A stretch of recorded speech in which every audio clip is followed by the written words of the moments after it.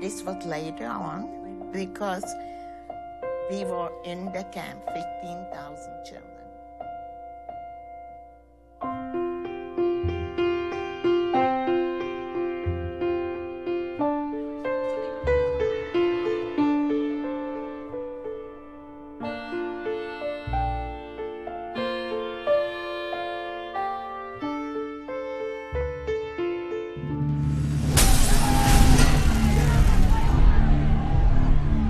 In wenigen Jahren verscheudet von Milliardensummen blieb keine Mark übrig.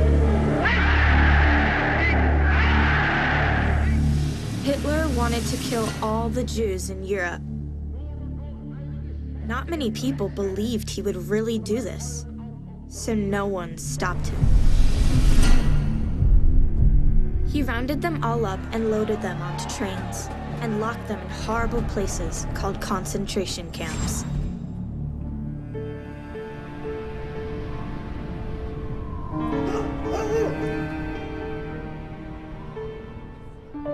There was no way anyone could escape. The life they used to have was gone.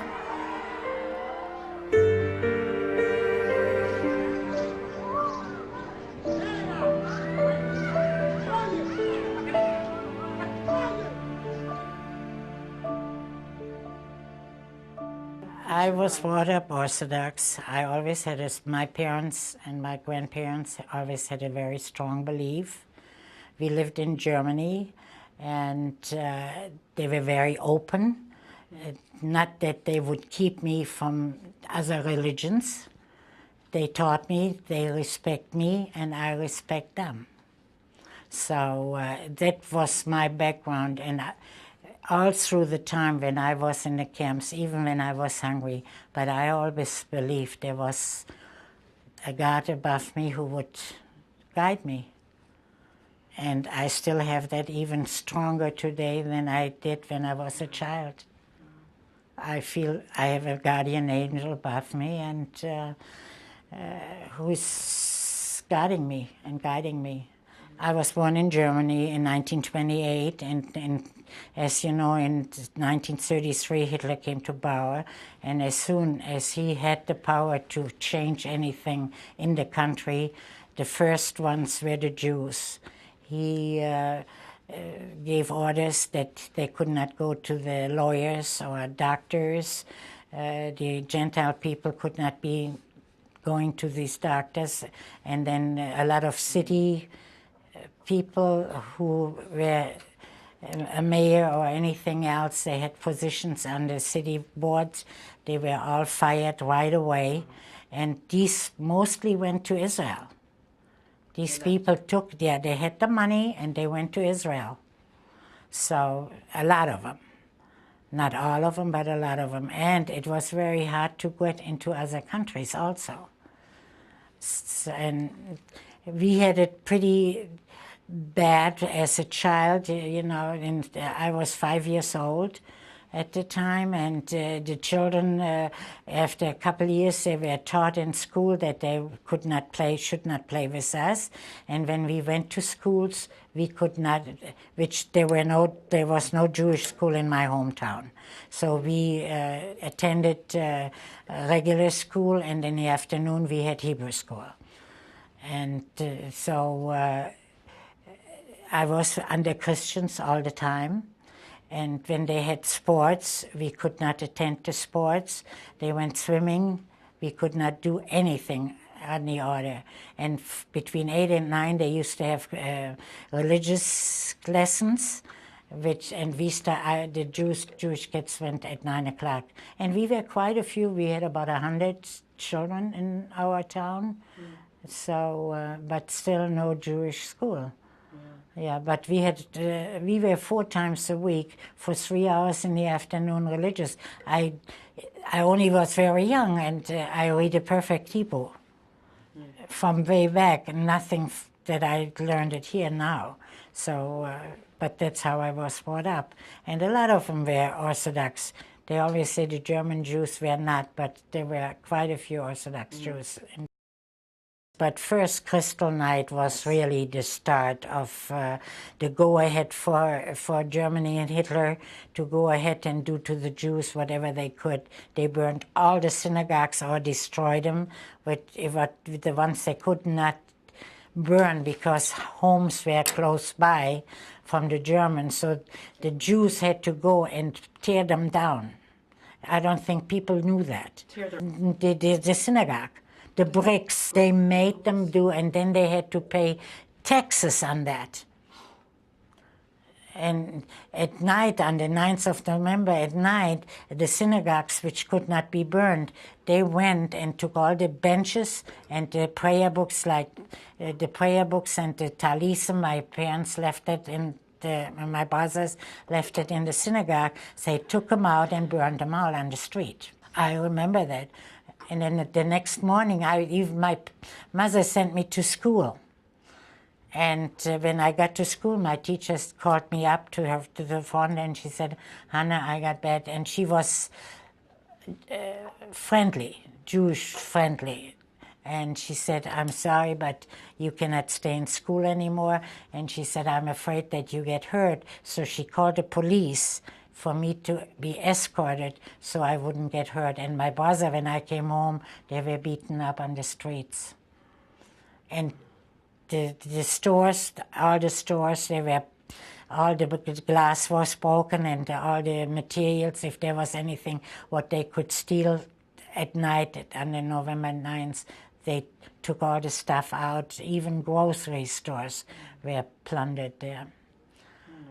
And after that, we had to wear identification cards with a big J in there and we had to wear Jewish stars, one in the front and one in the back, in order so people would know that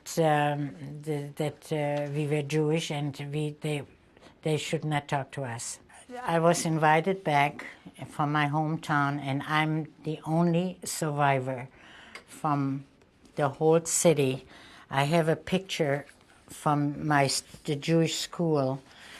They are all children who belonged to our congregation and to the Habonim. We used to play because we could not play with non-Jewish children, so older people really saw to it that we would get together after Hebrew school and so on. But none of these kids besides me came back from this group. That was in Hamm in Westfalen in Germany. And 50 years after Crystal Night, the day of the broken glass, they arrested my brother, my oldest brother, and my father. They arrested all the Jewish men who were in the cities. And a lot of them were beaten up badly. My brother was 3 days, and this is this one here. He was 3 days in prison, and at the time he was not 18, so they had to send him home because they could not send him to a concentration camp. My father was sent to the concentration camp for about 6.5 weeks. And then they released most of the people and the men, and they told them we should get out or do. In fact, they destroyed our business. I have a picture here from the house where I lived in, and they destroyed the windows and took the materials out, and they had to do forced after all the men came back from the camps in Germany. They had to do forced labor, And about a half a year, and after that, we had to wear Jewish stars, and this is where the identification came in. We had to sign them. You see a big J, which means for Jews, and that we had to carry with us as children, and we had to wear a Jewish star from, I have one here too, on the back of our, on a clothes in the middle of on our back, and then one in front on the lapel.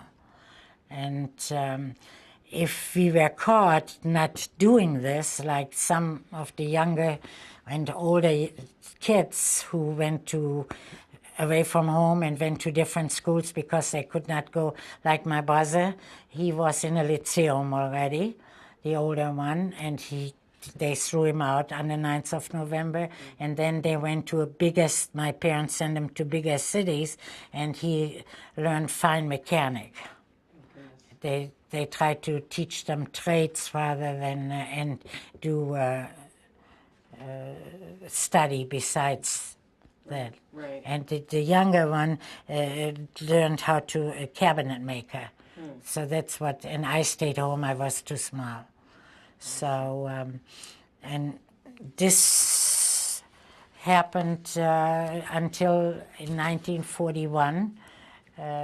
They sent a letter, and in fact, there was in December, or the end of November, they sent a letter that we are going to be leaving the town, and we are leaving everything, and we should pack a suitcase and one big backpack with 4 days of food because we would be traveling, and we should be prepared. And they gave my parents the date, and I just looked at the papers. It was exactly December the 10th. They picked us up and they assembled us in a big city from all the surrounding smaller cities and places, and they assembled about 1,100 Jews, and they put us in a train and they sent us to Riga, Latvia. And it was very, very cold. The snow, it's right in front of Russia. So it was, we were not used to this kind of weather. The snow was maybe 20 inches high, which would not melt at all. And we got to Riga, and that was the first time that we were only met by SS, not just soldiers and city police. There was only the SS there, and they out real fast, and the older people and the young kids who couldn't get out, they were beating them. That's the first time in my life that I saw a grown person beat a child and the older people. I was crying, and my dad says, you got to get used to it, you got to be quiet, don't start crying, otherwise they're going to beat you yet. I was 13, I just turned 13. And they said if we are going to go into a ghetto. The ghetto was a real old section in Riga, which the Latvian Jews were assembled in that ghetto. And before we came, they killed 30,000 Latvian Jews before December 12th. I met a young Latvian boy later on, and he said he had a little sister of 8 months old. The SS threw him in the air and shot him in the air. And we walked into that ghetto, and I'm not lying, you can read it in the books. That whole ghetto, the snow, was full of blood. Most of the people were killed either in the ghetto or they put them into Kaiserwald. There was a wooden where they afterwards killed all the people. And we were lucky. I was the third transport going to Riga, and there were about 30 coming from Germany and Czechoslovakia. And The first 4 transport, all the children and old people actually came under, whoever went on the truck came to the ghetto. And after the 4th train load, all the rest of them, the old people, whoever went on that truck, and the children, they were driven to the woods, and they were shot in the woods. And after about a half a year or a year, they didn't want to use their ammunition, and they covered the trucks, and the fumes from the gas, they killed them that way. That was the beginning of Riga. There was slave labor, a lot of slave labor. And the first couple of months, it was very disorganized. And they did make a lot of Latvian soldiers, the SS. They made them Latvian SS, and they were even worse than the Germans. What they did, the Germans, they gave them vodka and drinks, and they would do anything for them. You see even private people here, how they get vicious. The kids in school, and I can never understand this. Even when we suffered, we never had this kind of hate or revenge. Like when I came back to Germany, you know, I didn't want to stay there because I looked at them and I said, were you one of them who killed my family? But I never really hated the people. I could not. And see, in my inner being, I really don't understand how people can do that. Like these Latvian soldiers, they were watching, we went to work in commandos, and they were looking at beautiful girls. And when they saw the girls going into their homes, they were watching that. At night, they would pull the kids, those young girls, out, would rape them, and then bring them back to in front of the house and kill them. A lot of them they didn't kill, but a lot of them, I would say half of them, they would shoot them. Why? They raped them, brought them back to where and in the ghetto we were still together. In front of, you know, and we could never understand that. We had forced labor, we had to work hard. My left side is standing out a lot more because I had to carry 10 coats. I worked for the military in Riga, and we had to bundle them up, and they came from the front, were cleaned, and sewed, and when they were all ready to go back to the military, we had to bundle them in 10, and some of them in the winter time they were with fur lining, and we had to carry them from upstairs down. I was lucky that I was as strong and broad-shouldered. That really saved my life. I was in a concentration camp in Stutthof, and all the children under 15 had to go on one side, and the other the women on the other side. My mother went that way, I went this way, and the SS marched right in front of us and looked us up and down, and he sees I'm big. He pulled my uniform. We had striped uniforms on. He pulled me, and he looks up at me and down at me and says, "Wait a minute, you are more than 15, you're too lazy to work for us?" And he slapped me. Cheryl, if you would have seen, my ears, my nose, and my mouth were bleeding. And he threw me right to the women in my mother's arm. And I cried. I said, "Mom, why me?" So she says, "Be happy that he did it. You are with me." And all these children went into the gas chambers. And I'm the only one out of them. I mean, there are miracles. Like I say, somebody above me was with me. And I had my mom with me, which was a miracle by itself. And she was with me all during the camp. And they were hiding when they emptied out the ghetto. She was in the ghetto.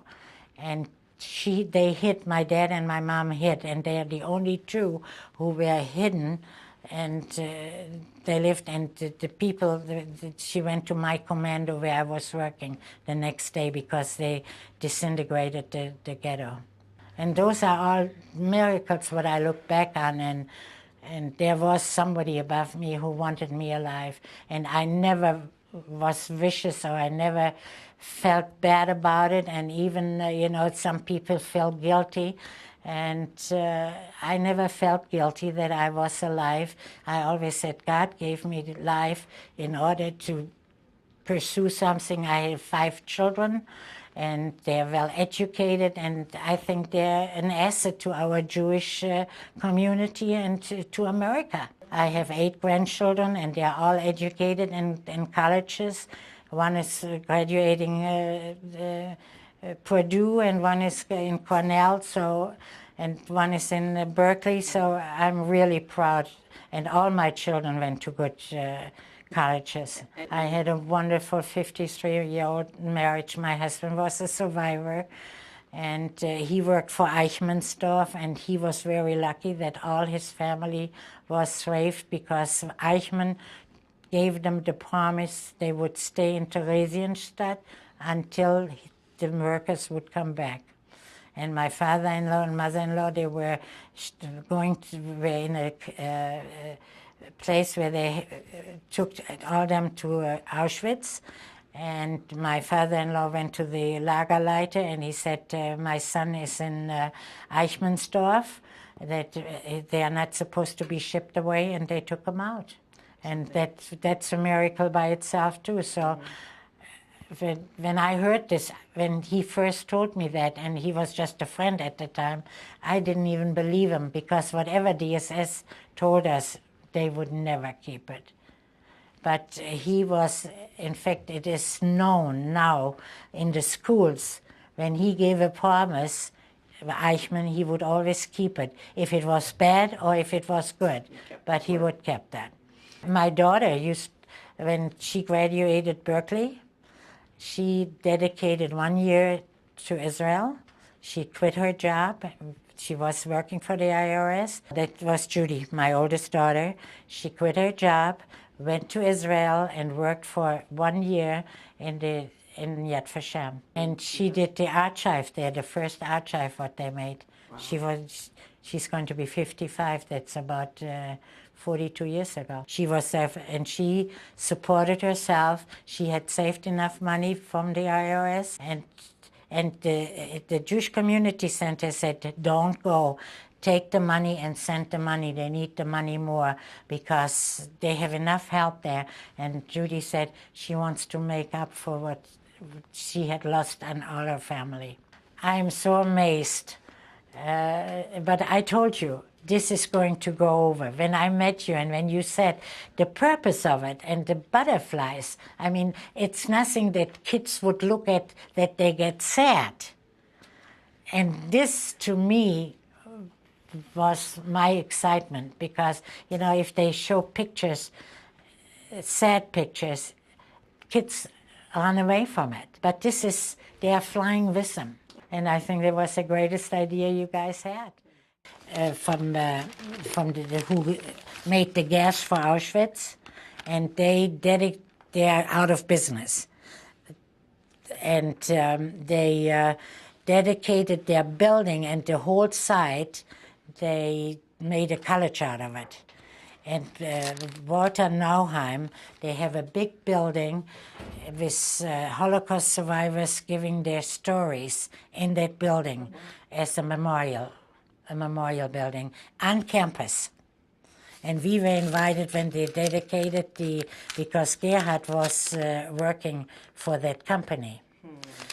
But these are newspapers, what they have, you see it's in 08, we were invited there in 08.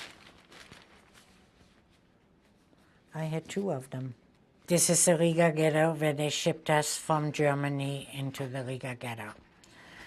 This is a picture just before they dissolved it after the war. So we have an organization, the Riga Ghetto Organization, and we print once every 3 months. It comes from New York. Most of the Jewish people who are still alive are in New York. So, and we have a newsletter every 3 months. This is a gallows every Friday when we used to. A lot of people were working in the ghettos, and they would never get more than a couple slices of bread and a bowl of soup. And whoever was working outside of the ghetto and would get some kind of food extra, like I always took food for my mother and for my father. They were both working in the ghetto. So, and if you got caught, every day they would pick people, and if you got caught with food, you were, on Fridays, they were hanging the people and shooting them. Whoever was caught was killed on a Friday before Shabbos. And whenever we walked into the ghetto, we had to go around the gallows, 7 gallows in the marketplace, we called it. In fact, they have the place on the Becherplatz. So we had to walk 7 times around, and the SS was standing. If you bring food, that's what's going to happen to you. You're going to be hanging right there. Just like that. Every Friday. And I was very lucky. When we got into the ghetto, my father picked, like I showed you, we were right by the door from the ghetto between the, we had our room there. We were 5 people in one room, like this, little bigger than this. We lived there for the 2 years, whatever we were in the ghetto. And there was a window outside, and my mother looked out the window. And when she knew, and our working, when we all knew this now, that she would look out, and if she waved like this, they were examining, and we would drop the food and stamp it on the floor, not bring it in. And if she went like this, you know, she had 2 different signs, and whenever she gave us the okay, we kept the food on us. So we were very lucky, but a lot, I mean, that was where I was working. You could not publicize it because the Latvian Jews, there were 100 Latvian Jews. They kept in the Rigenza ghetto, they were separated from the Germans, and they had money they were rich Jews in Riga, and they had money, and they had bought ammunition just like they did in Warsaw. Right. A whole day it took them to they were going to have an uprising, and somebody squealed on them. And all these boys were all hung. We walked by them day after day, and they kept them half a day, you know, and then they put another 7 around. It was just awful. Oh my God! And you knew that.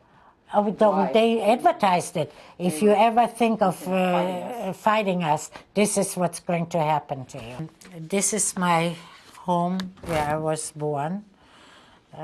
In this house I was born. My father had the store, and my mother is looking out of the window, and I'm playing outside by the gate. And when we were invited to Germany, and my granddaughter was with us, she wanted to see the inside of the house where I was born, and I opened by accident the door, and this picture was hanging in the foyer.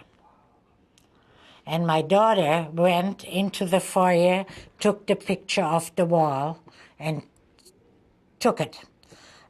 My granddaughter came back here. She goes to school, and she was just 6 or 7, and she said, my mom and my Oma, they stole a picture in Germany from my grandma's house. And you saw at that moment that you were the one in the And picture you know, I in the couldn't window. believe now, when I came back to Germany, going to my home, it was the only house on that particular street which was bombed out. And in Germany, they had a law that they have to rebuild the house from the outside as it was without the ornate.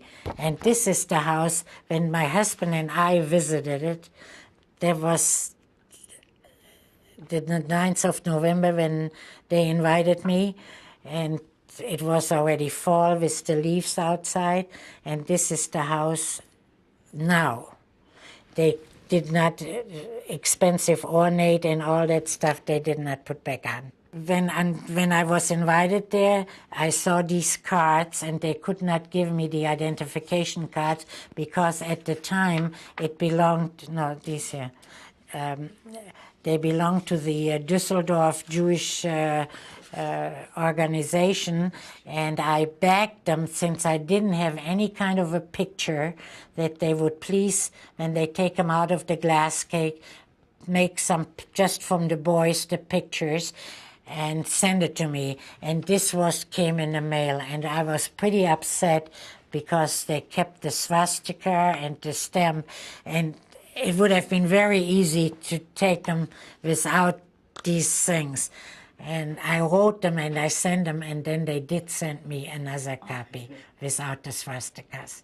But, 50 years after, you would think that they have enough Sensitivity. that we suffered and seeing me faint there, that they would keep the swastikas off the pictures.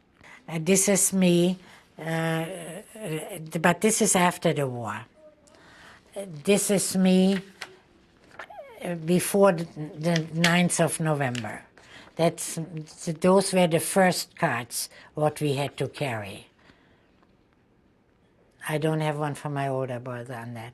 And I don't have the original for me either. And this was about 3.5 months after liberation. I didn't have no hair, and we were still in Warsaw because the war was still going on, and where we were laying on the floor with straw bags, there were some curtains on the window, and my mother took the curtains off and she made me this dress. This is a picture. My cousin, we were 3 people left after the Holocaust. My cousin went from Germany in 1937 or 38, I don't know the exact date, with the youth Aliyah. They took about 1,000 children.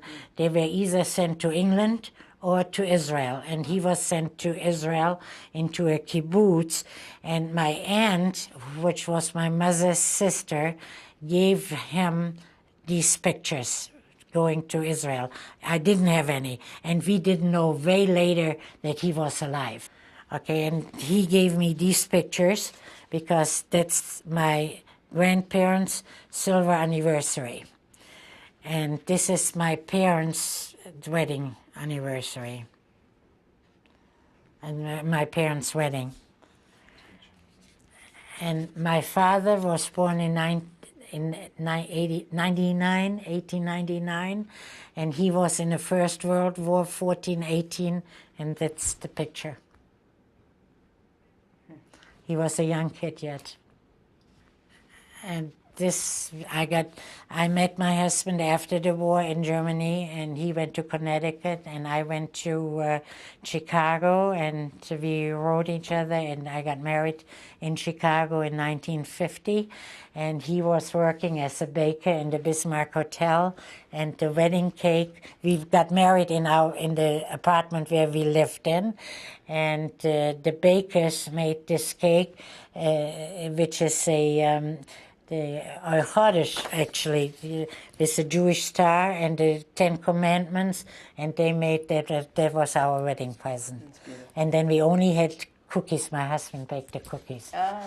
That's all we had. But we had about 40 or 50 friends who mostly came from the camps, and we befriended all the young people, and they joined us. Thank you.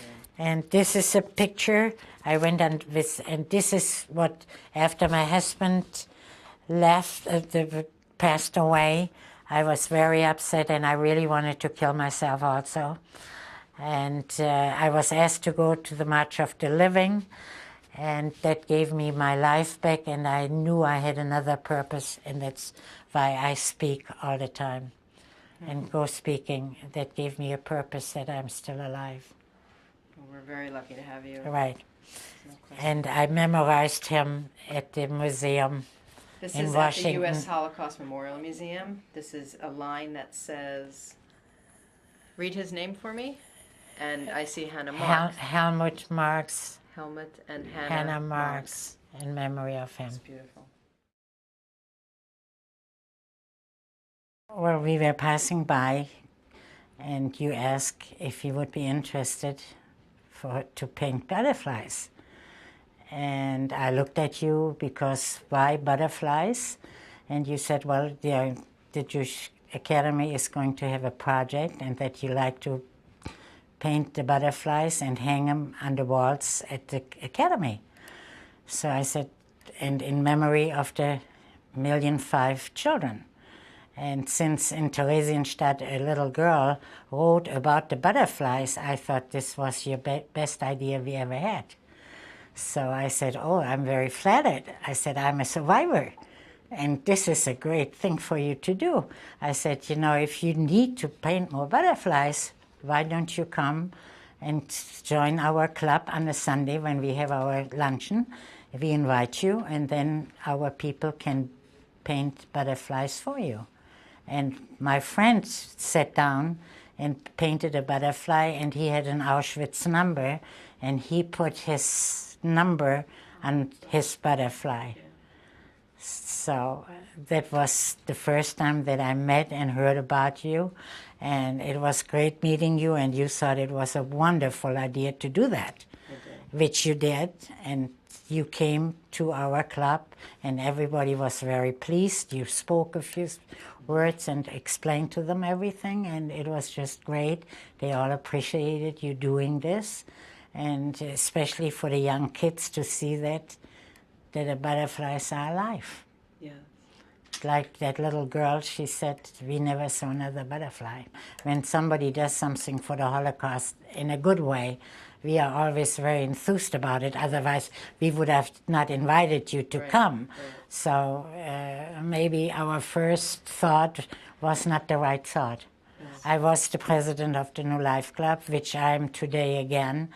This is my third time that I'm running the club for 4 years. So, but we are always thrilled when, especially the schools, and that's why we do go to the schools to speak, that they are aware what had happened, and the butterflies showing them the future, that they can fly away and change the world. I even lost my brothers, and they were 2 children. Voices lost right there, and a lot of my cousins, I'm the only one as a young person who survived. Out of 58, were 3 left after the war. We feel it our duty actually to do this in order to warn people what can happen if you hate and if you are not good to your neighbors, which is very important.